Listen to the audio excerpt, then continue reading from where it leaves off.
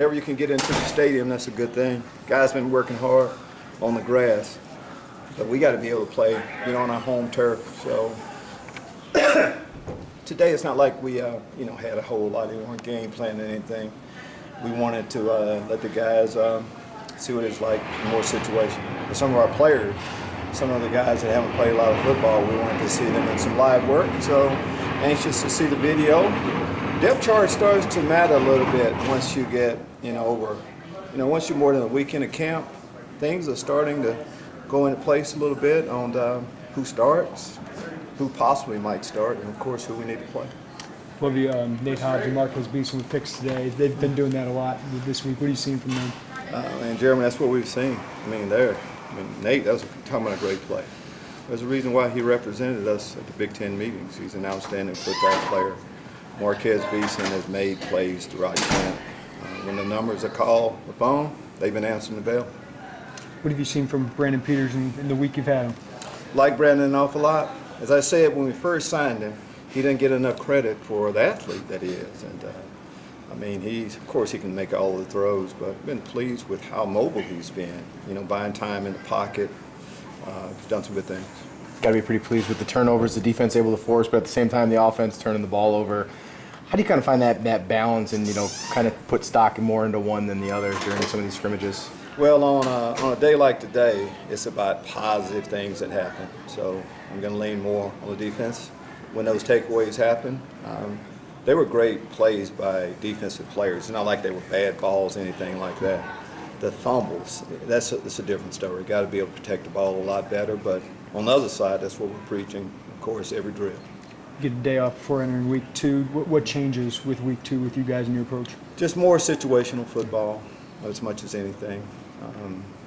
We're not game planning yet, but getting closer to at least, the things for the overall year. You try to get as much of your package in as possible, and we have maybe 50% in or so right now, so we'll continue to do that. A little bit different atmosphere, playing in the stadium as opposed to being out on the complex fields. Does that matter any to the guys, or it's just football field's football field? No, absolutely.